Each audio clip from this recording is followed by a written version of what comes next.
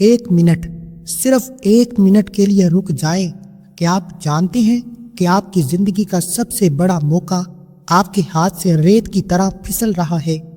دیکھیں میری آنکھوں میں، رمضان المبارک کی رحمتیں دروازے پر دستک دے رہی ہیں، لیکن کیا آپ کا برتن تیار ہے؟ کیا آپ ان بدقسمت لوگوں میں شامل ہونے والے ہیں جو رمضان پاتے تو ہیں مگر ان کی نہ تو بخشش ہوتی ہے نہ تقدیر بدلتی ہے؟ خدا را اس بار ایسا مت ہونے دیجیے گا، کیونکہ آج جو راز میں کھولنے جا رہا ہوں وہ شعبان کا آخری جمعہ ہے۔ یہ صرف ایک دن نہیں، یہ آپ کی آخری لائف لائن بھی ہے۔ میں جانتا ہوں کہ آپ تھک چکے ہیں، آپ کے چہرے پر وہ مایوسی دیکھ سکتا ہوں، خالی جیب، قرض کا بوجھ، گھر کے جھگڑے اور وہ دعائیں جو برسوں سے قبول نہیں ہو رہی۔ آپ سوچتے ہیں کہ یا اللہ، کیا میرا نصیب کبھی نہیں بدلے گا؟ کیا میں ایسے ہی خالی ہاتھ رمضان میں داخل ہوں گا؟ میرے بھائی، میری بہنیں، مایوس مت ہوں، آپ کا رب کن فیکن کا مالک ہے۔ آج اس آخری جمعہ کے صدقے میں آپ کو وہ 3 چابیاں دینے والا ہوں جو میں نے قرآن و سنت کے سمندر میں غوطہ لگا کر نکالی ہیں۔ یہ وہ چابیاں ہیں جو اس آخری جمعے کو عصر سے مغرب کے درمیان آپ کی تقدیر کے بند تالے ہمیشہ کے لیے کھول دیں گی۔ ذرا تصور کریں کہ اگر آپ کے گناہوں کا پہاڑ ایک لمحے میں رائی بن جائے تو کیسا ہوگا؟ اگر آپ کی خالی جیب غیب کے خزانوں سے بھر جائے تو کیسا ہوگا؟ آج میں آپ کو ہوا میں بات نہیں کر رہا، آپ کے سامنے وہ 3 طاقتور اعمال رکھ رہا ہوں جو اولیاء اللہ کے معمول رہے۔ پہلا عمل، استغفار کی کیمسٹری جو لوہے کو سونا بنا دیتی ہے۔ دوسرا عمل، تیسرا کلمہ جو انسان پر آپ کے نام کے باغات لگا دیتا ہے۔ اور تیسرا عمل، قرآن کی سب سے چھوٹی سورت سورہ کوثر جو آپ کی نسلوں کو غنی اور مالدار کر دیتی ہے۔ لیکن خبردار، یہ کوئی جادو منتر نہیں ہے، یہ اللہ کا کلام ہے۔ اس کی ایک خاص ترتیب ہے، ایک خاص وقت ہے۔ اگر آپ نے ویڈیو کا ایک بھی حصہ سکپ کیا اور ترتیب ٹوٹ گئی تو یاد رکھیے گا، نتیجہ نہیں ملے گا۔ پھر مت کہیے گا کہ وظیفہ اثر نہیں کرتا۔ اگر آپ واقعی اپنی زندگی بدلنے کے لیے سنجیدہ ہیں، اگر آپ اس رمضان کو اپنی زندگی کا بہترین رمضان بنانا چاہتے ہیں تو اگلے 20 منٹ دنیا کو بھول جائیں۔ یہ ویڈیو آپ کی زندگی کا ٹرننگ پوائنٹ ثابت ہونے والی ہے۔ تو چلیے اللہ کے نام لے کر اس سفر کا آغاز کرتے ہیں۔ میرے عزیز دوستو، عمل کا آغاز ہو چکا ہے۔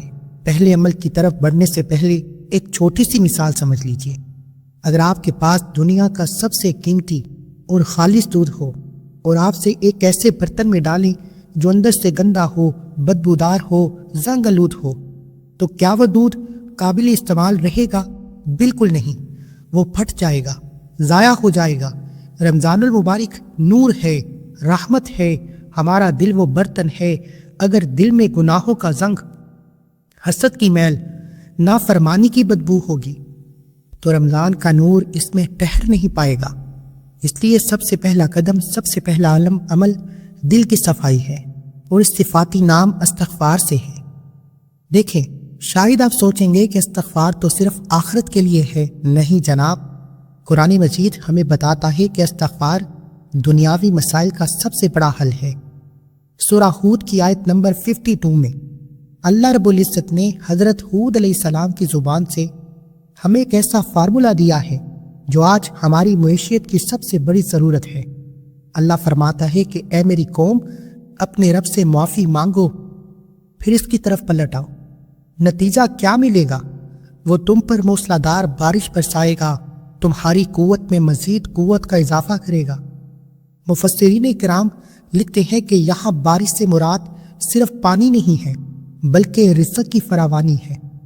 یعنی کہ اگر آپ کا رزق تنگ ہے، کاروبار ٹھپ ہے یا جسمانی کمزوری ہے تو اس کا علاج ڈاکٹر کے پاس نہیں ہے، مصلی پر استغفر اللہ میں ہے۔ تو توجہ کیجیے گا، اس بات کو مزید پختہ کرنے کے لیے میں آپ کو تاریخ اسلام کا ایک مستند واقعہ سناتا ہوں جو آپ کے ایمان کو تازہ کر دے گا۔ وقت کے عظیم امام احمد بن حنبل ایک سفر میں تھے۔ رات ہو گئی، شہر اجنبی تھا، مسجد میں رکنا چاہا تو پہرے دار نے اجازت نہ دی۔ آپ خاموشی سے باہر سیڑھیوں پر بیٹھ گئے۔ سامنے ایک نان والے نے روٹیاں لگا رہا تھا۔ اس نے جب ایک بزرگ کو دیکھا تو ترس کھا کر اپنے گھر بلایا۔ امام صاحب نے دیکھا کہ وہ نوجوان آٹا گوندھ رہا ہے اور ہر حرکت کے ساتھ اس کی زبان پر ایک ہی لفظ ہے، استغفر اللہ، استغفر اللہ، استغفر اللہ۔ آٹا ڈالتا ہے تو استغفار، پانی ملاتا ہے تو استغفار، آگ جلاتا ہے تو استغفار۔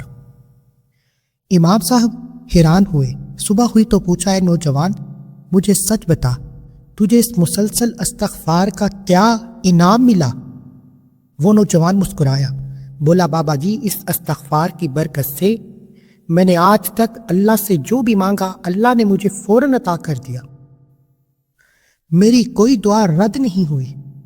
پھر وہ رکا اور کہا کہ ہاں، صرف ایک دعا ہے جو اب تک قبول نہیں ہوئی۔ امام صاحب نے پوچھا، وہ کیا ہے؟ اس نے کہا کہ میرے دل میں تڑپ ہے کہ میں وقت کے عظیم محدث امام احمد بن حنبل کی زیارت کروں۔ یہ سننا تھا کہ امام احمد کی آنکھوں سے آنسو جاری ہو گئے۔ آپ نے فرمایا، اے نوجوان، تیرا استغفار عرش کو ہلا لایا ہے۔ میں ہی احمد بن حنبل ہوں، اللہ نے مجھے گھسیٹ کر تیرے دروازے تک پہنچایا۔ اللہ اکبر۔ میرے بھائیوں اور بہنوں، دیکھا آپ نے، استغفار صرف گناہ نہیں مٹاتا، یہ ناممکن کو ممکن بنا دیتا ہے۔ تو اس آخری جمعہ کو پہلا کام آپ نے یہ کرنا ہے کہ وضو کریں، تنہائی میں بیٹھ جائیں، کم از کم توجہ کے ساتھ 3 بار درود پاک پڑھیں اور استغفار کو اس طرح پڑھیں کہ زبان ہل رہی ہو، آنکھیں بھیگ رہی ہوں۔ تصور کریں کہ آپ کے دل کا کالا زنگ جڑ رہا ہے اور آپ رب کریم سے منگتا بن کر، بیکاری بن کر مانگ رہے ہیں۔ توجہ کیجیے گا، ہو سکتا ہے کہ آپ میں سے بہت سے لوگ ابھی تک اس ویڈیو کو سکپ یا کاٹ کاٹ کر دیکھ رہے ہوں، لیکن اب عمل کا، وظیفے کا طریقہ بتا رہا ہوں۔ ایک ایک نقطہ، ایک ایک بات بہت امپورٹنٹ، بہت خاص ہے۔ اگر آپ نے ویڈیو کو سکپ یا کاٹ کر دیکھا، عمل کی کوئی خاص بات، وظیفے کا کوئی حصہ چھوٹ جاتا ہے تو پھر وظیفے کا بالکل بھی فائدہ نہیں ہوگا۔ خدارا، یہ ماہ رمضان سے پہلے آخری جمعۃ المبارک کا دن ہے۔ یہ کوئی عام دن نہیں ہے۔ لاپرواہی چھوڑو، اپنے کاموں کو چھوڑو، اللہ کے سامنے پیش ہو جاؤ۔ اب توجہ کیجیے، اب غور سے سنیے گا کہ آپ نے مصلی پر بیٹھ کر کرنا کیا ہے۔ سب سے پہلے باوضو ہو کر قبلہ رخ بیٹھ جائیں، اپنی آنکھیں بند کر لیں، دنیا کے تمام خیالات کو جھٹک دیں۔ عمل کی شروعات درود پاک سے کرنی ہے، کیونکہ درود پاک وہ واحد عبادت ہے جو کبھی رد نہیں ہوتی۔ جس دعا کے اول آخر درود ہو، اللہ اسے کبھی رد نہیں فرماتا۔ تو سب سے پہلے درود ابراہیم پڑھیں، وہی جو ہم نماز میں پڑھتے ہیں۔ اس کے بعد نیت کریں۔ نیت دل کے ارادے کا نام ہے۔ دل میں کہیں کہ اے اللہ، میں تیرا گنہگار بندہ ہوں، اس آخری جمعہ کی برکت سے میرے گناہوں کو معاف فرما، میری فلاں حاجت، جو بھی آپ کی حاجت ہے اس کی نیت کریں۔ دیکھیں، ہر انسان کا مقصد الگ ہے۔ کوئی مقروض ہے، کوئی بے اولاد ہے، کوئی بیٹی کے رشتوں کے لیے پریشان ہے، کوئی کاروبار میں ترقی کے لیے پریشان ہے۔ نیت کرنے کے بعد اب پہلا کام آپ وہی کریں گے جو میں آپ کو بتا چکا ہوں۔ آپ نے 300 مرتبہ استغفار کی تسبیح کرنی ہے۔ استغفر اللہ ربی من کلی ذنب واتوب الیہ۔ اب اس استغفار کو پڑھنے کے بعد جب استغفار سے دل کا برتن دھل جائے تو اب باری آتی ہے اس برتن کو ہیرے جواہرات سے بھرنے کی، اللہ کی رحمتوں برکتوں سے بھرنے کی۔ اب باری آتی ہے اللہ سے انعامات لینے کی۔ خالی برتن میں اگر کچھ ڈالا نہ جائے تو وہ دوبارہ گندا ہو سکتا ہے۔ اس لیے دوسرا عمل جو میں آپ کو بتانے جا رہا ہوں وہ بظاہر زبان پر بہت ہلکا ہے، لیکن میزان میں پہاڑوں سے زیادہ وزنی ہے۔ یہ ہے تیسرا کلمہ، سبحان اللہ والحمد للہ ولا الہ الا اللہ واللہ اکبر ولا حول ولا قوت الا باللہ العلی العظیم۔ علماء کرام سے الباقیات الصالحات ہمیشہ باقی رہنے والی نیکیاں کہتے ہیں۔ آج ہم ڈپریشن کا شکار ہیں، ٹینشن کا شکار ہیں، رزق کی تنگی کا رونا روتے ہیں۔ اس کی وجہ یہ ہے کہ ہمارے نام اعمال نیکیوں سے خالی ہیں اور پریشانیوں سے بھرے ہیں۔ یہ کلمہ اس خالی پن کا علاج ہے۔ توجہ کیجیے گا، اس کی فضیلت سنیے۔ اپنا ایمان تازہ کیجیے۔ صحیح مسلم کی حدیث ہے کہ نبی کریم صلی اللہ علیہ وآلہ وسلم نے فرمایا کہ مجھے ان کلمات کا پڑھنا ان تمام چیزوں سے زیادہ محبوب ہے جن پر سورج طلوع ہوتا ہے۔ ذرا سوچئے، سورج کس پر طلوع ہوتا ہے؟ پوری دنیا پر، سونے چاندی کے خزانوں پر، محلات پر، سلطنتوں پر۔ نبی صلی اللہ علیہ وآلہ وسلم فرما رہے ہیں کہ یہ سب ایک طرف اور سبحان اللہ والحمدللہ ایک طرف۔ ایک اور حدیث کا مفہوم ہے کہ جب بندہ ایک بار سبحان اللہ کہتا ہے تو جنت میں اس کے لیے درخت لگا دیا جاتا ہے۔ آج ماہ شعبان کا آخری جمعہ ہے۔ آج آپ نے اس ایک تسبیح کو پڑھ لیا تو آپ نے منٹوں میں جنت میں اپنے لیے اپنے نام سینکڑوں درخت اور باغات لگوا لیے۔ اب اس عمل کا دوسرا حصہ ولا حول ولا قوت الا باللہ، اس کلمے کا آخری حصہ تو میرا پسندیدہ ہے، ولا حول ولا قوت الا باللہ۔ حضرت ابو ہریرہ رضی اللہ عنہ روایت کرتے ہیں کہ نبی کریم صلی اللہ علیہ وآلہ وسلم نے فرمایا کہ لا حول ولا قوت الا باللہ پڑھا کرو، کیونکہ یہ جنت کے خزانوں میں سے ایک خزانہ ہے۔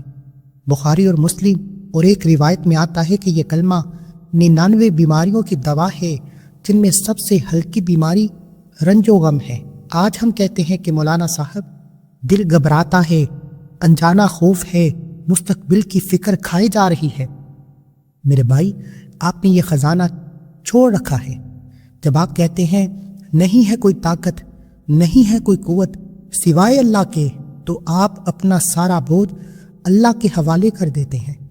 آپ تسلیم کرتے ہیں کہ یا اللہ، رزق دینا تیرا کام ہے، مجھے دشمنوں سے بچانا تیرا کام ہے، میرا کام صرف کوشش کرنا ہے، باقی دنیا کی تمام نعمتیں، تمام سعادتیں، دنیا کی ہر شے تیرے خزانے قدرت سے ہے، مجھے آج تیسرے کلمے کی برکتی عطا فرما۔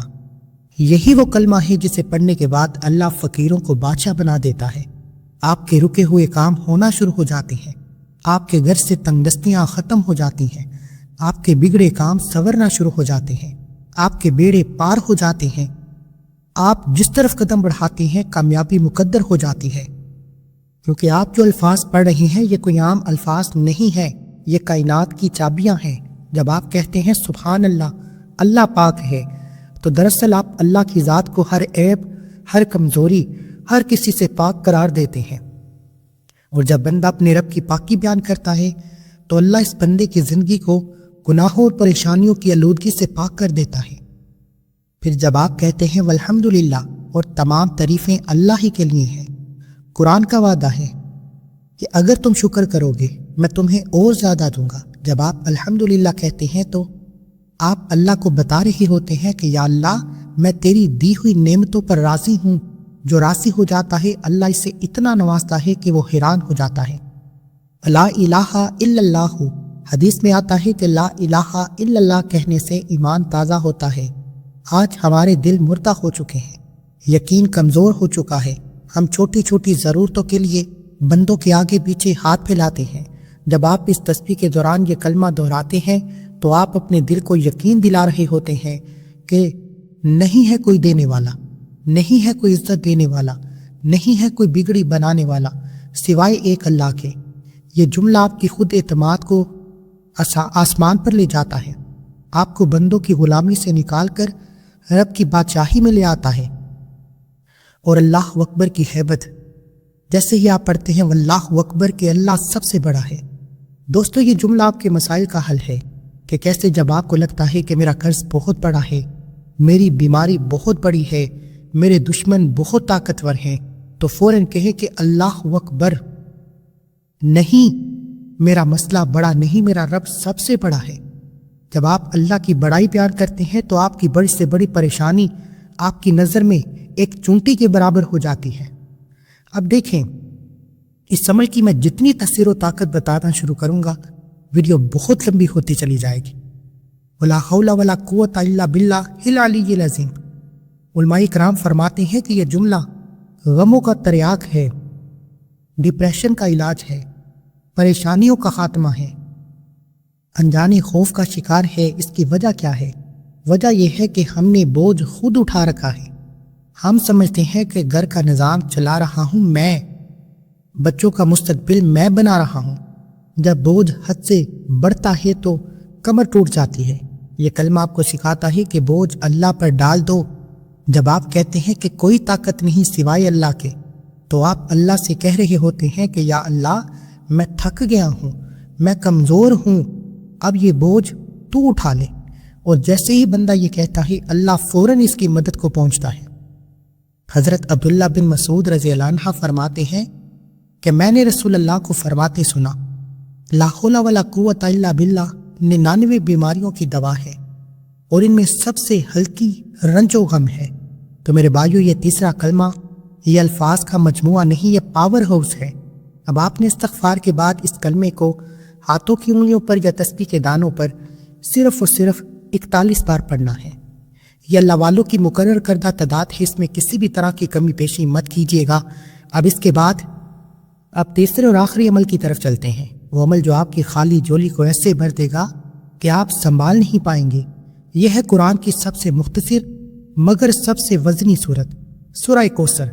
لیکن اس کا وظیفہ کرنے سے پہلے اس کا پس منظر سمجھنا بہت ضروری ہے، ورنہ وہ کرنٹ پیدا نہیں ہوگا۔ یہ صورت کب اتری؟ یہ اس وقت اتری جب مکہ کے سرداروں نے ہمارے پیارے نبی صلی اللہ علیہ وآلہ وسلم کا مذاق اڑایا۔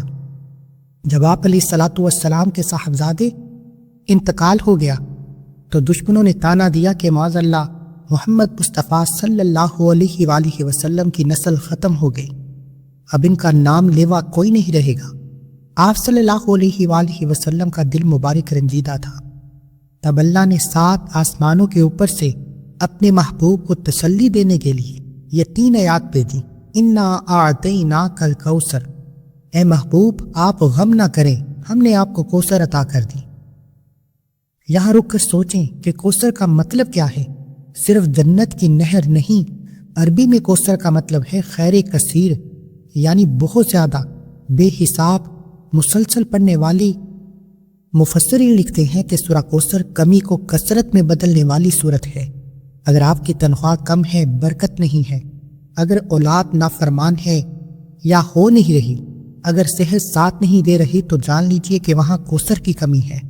جب آپ اس صورت کی تلاوت کرتے ہیں، اللہ پاک آپ کے تھوڑے رزق میں اتنی برکت ڈال دیتا ہے کہ وہ مہینے کے آخر تک ختم نہیں ہوتا۔ یہ صورت آپ کی زندگی سے تنگی کا لفظ مٹا کر وسعت لکھ دیتی ہے۔ اور اس صورت کی آخری آیت، یہ تو آج کے دور کا سب سے بڑا ہتھیار ہے، انا شانیک هو الابتر، کہ بے شک آپ کا دشمن بے نام و نشان رہے گا۔ آج ہر دوسرا شخص پریشان ہے کہ شاہ جی دفتر میں لوگ ٹانگیں کھینچتے ہیں، خاندان والے جلتے ہیں، کاروبار کو نظر لگ گئی ہے۔ میرے بھائی، آپ کو کسی سے لڑنے کی ضرورت نہیں، آپ صرف سورہ کوثر کو اپنی ڈال بنا لیں۔ اللہ کا وعدہ ہے کہ جو اس سورت کو پڑھے گا کہ اللہ اس کے دشمنوں کو، خواہ وہ ظاہری انسان ہو یا باطنی شیطان کی زبانیں بند کرے گا، ان کی سازشیں انہی پر الٹ جائیں گی۔ آپ کا کچھ نہیں بگڑے گا، بلکہ آپ کو وہ مقام دے گا کہ دشمن بھی دیکھ کر حیران رہ جائے گا۔ اب توجہ کیجیے گا، اب اس تیسرے عمل کو کرنا کیسے ہے؟ اللہ والو، آپ کے ذہن میں یہ سوال آئے گا کہ سورہ کوثر پڑھنے سے کیا میری تنخواہ ڈبل ہو جائے گی یا آسمان سے نوٹ برسیں گے؟ نہیں، اللہ کا قانون سمجھیں، سورہ کوثر کو کوانٹٹی سے زیادہ کوالٹی بڑھاتی ہے۔ اسے ایک مثال سے سمجھیں۔ فرض کریں کہ آپ کے پاس ایک بڑی بالٹی ہے، لیکن اس کے نیچے ایک چھوٹا سا سوراخ ہے۔ آپ اس میں جتنا مرضی پیسہ ڈالیں یا پانی ڈالیں، وہ شام تک خالی ہو جائے گی۔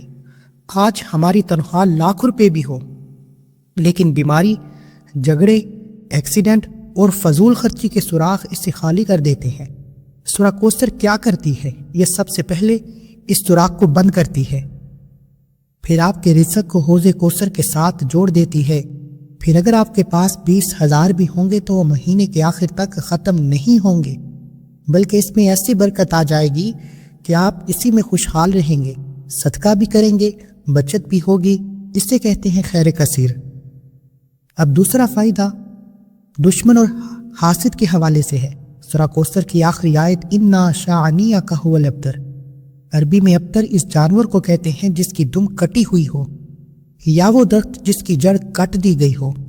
مثال کے طور پر اگر آپ کے گھر میں کوئی زہریلی جڑی بوٹی آ چکی ہے اور آپ اوپر سے اس کے پتے کاٹ دیں تو کیا وہ ختم ہوگی؟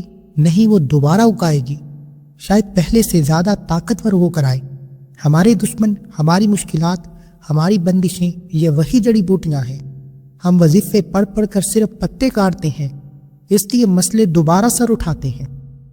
لیکن جب آپ سورہ کوثر پڑھتے ہیں تو یہ اللہ کی تلوار بن کر جس مسئلے کو جڑ پر وار کرتی ہے، یہ دشمن کو جڑ سے کاٹ دیتی ہے، اور جس کی جڑ کٹ جائے وہ درخت دوبارہ کبھی نہیں ہو سکتا۔ وہ دشمن کوئی انسان ہو، کوئی بیماری ہو، کوئی جادو ہو، سورہ کوثر اس سے جڑ سے اکھاڑ پھینکتا ہے۔ اب آپ نے اس قرآنی سورت مبارکہ کو 129 بار پڑھنا ہے اور اس کی تعداد میں کمی پیشی مت کیجیے گا۔ آپ چاہے تو ہاتھوں کی انگلیوں پر پڑھیں، آپ چاہے تو تسبیح کے دانوں پر پڑھیں، لیکن اس کی ترتیب اور تعداد میں کسی بھی طرح کی کمی پیشی نہیں آنی چاہیے۔ اگر آپ کہیں بھی لاپرواہی کرتے ہیں تو یہ یاد رکھیں یہ ماہ رمضان سے پہلے آخری جمعہ ہے۔ میرے دوستو، بات ختم ہو گئی، دلائل مکمل ہو گئے، اب فیصلہ آپ کے ہاتھ میں ہے۔ سورج غروب ہونے کو ہے، شعبان الموسم اپنا دامن سمیٹ کر رخصت ہو رہا ہے۔ ذرا رک کر سوچیں کہ آپ جانتے ہیں کہ جمعۃ الوداع، شعبان کا آخری جمعہ کی کیا اہمیت ہے؟ یہ وہ آخری موقع ہے جب آپ اپنے گندے، میلے اور گناہوں سے بڑے رجسٹر کو صاف کروا کر اللہ کے سامنے کلین چٹ لے سکتے ہیں۔ مجھے ڈر لگتا ہے کہ مجھے اس حدیث سے ڈر لگتا ہے جب جبرائیل امین نے بد دعا دی تھی، ہلاک ہو جائے وہ شخص جس نے رمضان کا مہینہ پایا اور اپنی بخشش نہ کروا سکا۔ ہمارے پیارے نبی نے ممبر پر چڑھتے ہوئے فرمایا تھا، آمین۔ سوچیے اگر نبی کریم صلی اللہ علیہ وآلہ وسلم کی آمین شامل ہو جائے تو اس بد دعا سے بچنے کا کوئی راستہ نہیں۔ آج وہ دن ہے، ابھی بھی وقت ہے۔ یہ جمعہ غفلت میں گزر گیا تو ہم اس گندگی کے ساتھ رمضان میں داخل ہو جائیں گے۔ تو ڈر ہے کہ کبھی ہم بھی اس بد دعا کی ضد میں نہ آ جائیں۔ خدا را اس موقع کو ضائع مت کیجیے۔ یہ چند گھنٹے عصر سے مغرب تک کا وقت شاید آپ کی زندگی کا سب سے قیمتی اثاثہ ہے۔ آپ کی اولاد، آپ کی مال، آپ کی نوکری، یہ سب یہی رہ جائیں گی، لیکن یہ 3 اعمال، استغفار، تیسرا کلمہ، سورہ کوثر، قبر کے اندھیرے میں بھی آپ کا ہاتھ تھام لیں گے۔ اٹھے اس سے پہلے کہ موت کا فرشتہ آئے، اس سے پہلے کہ وقت کا سورج ڈوب جائے۔ اپنے رب کو منائیں، وہ بڑا رحیم ہے، انتظار کر رہا ہے کہ میرا بندہ کب میری طرف آئے گا۔ آئیے جمعۃ الوداع کی خاص دعا کرتے ہیں۔ اے اللہ، اے کائنات کے مالک، اے رحمان و رحیم، شعبان رخصت ہو رہا ہے، ہمارے دامن گناہوں سے بھرے ہوئے ہیں۔ یا اللہ، اس آخری جمعہ کی لاج رکھ لے۔ ہم نے تیرے محبوب کی بتائی ہوئی تسبیح پڑھ لی، ہم نے سورہ کوثر کا واسطہ دے دیا، ہماری ٹوٹی پھوٹی توبہ کو قبول فرما لے۔ یا رب، جو بھائی قرض میں ڈوبے ہیں انہیں غیب سے نجات عطا فرما، جن بیٹیوں کے نصیب بند ہیں ان کے لیے خیر کے دروازے کھول دے، جو بیمار ہیں انہیں شفائے کاملہ عطا فرما۔ ہمیں رمضان میں اس حال میں داخل فرما کہ تو ہم سب سے راضی ہو چکا ہو، ہم تجھ سے راضی ہو چکے ہوں۔ آمین ثم آمین۔ دوستو، یہ وظیفہ آپ کے پاس امانت ہے۔ آپ کے ایک شیئر کرنے سے کسی کی زندگی بدل سکتی ہے، آپ کی بخشش ہو سکتی ہے، اس کی بخشش ہو سکتی ہے۔ ایک بار کومنٹ سیکشن میں آمین لکھیں، اس ویڈیو کو لائک کریں۔ اللہ ہم سب کا حامی ناصر ہو۔ السلام علیکم ورحمۃ اللہ۔